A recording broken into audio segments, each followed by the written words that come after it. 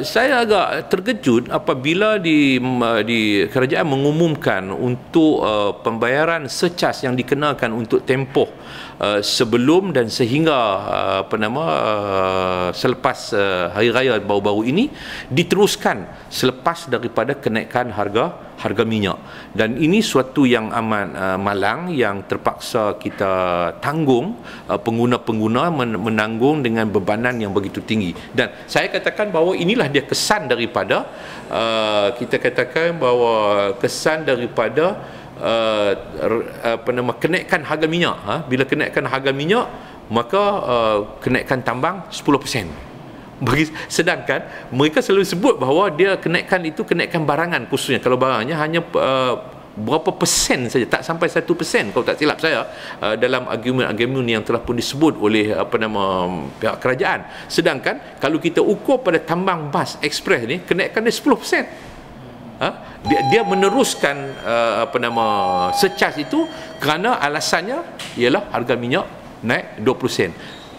Naik 20 sen, kita terpaksa naik tambang bas 10%. Bermakna bahawa ini satu benda yang sangat membebankan, iaitu daripada tadi saya dimaklumkan bahawa daripada RM39 tambang bas daripada Alustar Kuala Lumpur sekarang sudah jadi 40 lebih, 40, hampir-hampir RM45.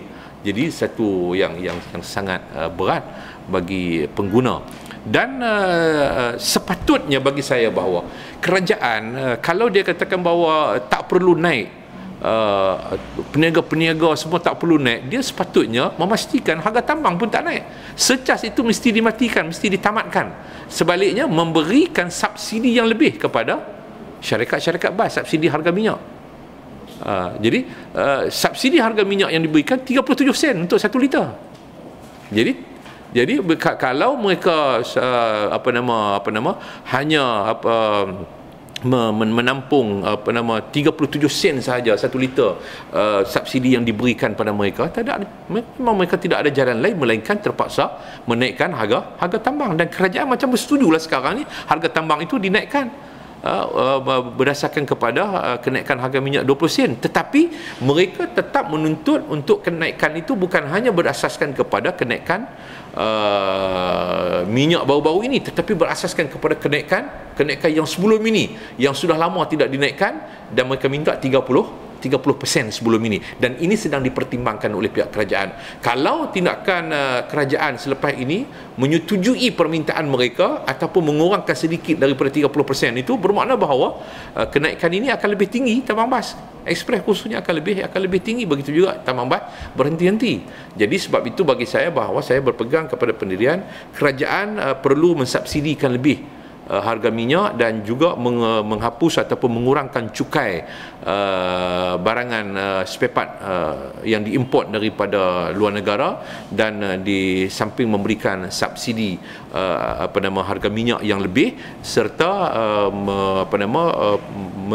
mentiadakan tol, untuk tidak mengenakan tol kepada syarikat-syarikat bas ini, untuk mengelak daripada kerajaan menyetujui tuntutan mereka untuk menaikkan harga tambang. Dan saya percaya bahawa kalau subsidi harga minyak lebih besar diberikan kepada syarikat bas, kemudian penghapusan cukai ataupun pengurangan cukai import kepada spare part dan juga barang-barang yang berkaitan dengan bas ini, serta penghapusan tol untuk bas dan sebagainya, paling tidaknya untuk bas ataupun untuk kenderaan kita katakan kenderaan awam ini, public transport ini, saya percaya bahawa mereka tidak akan menaikkan harga tambang, kerana mereka ditampung oleh perbelanjaan oleh satu pemberian subsidi dan juga pengurangan cukai paling tidaknya. So, Doktor, kita tengok yang dulu kerajaan janji akan tamat 8 September kan.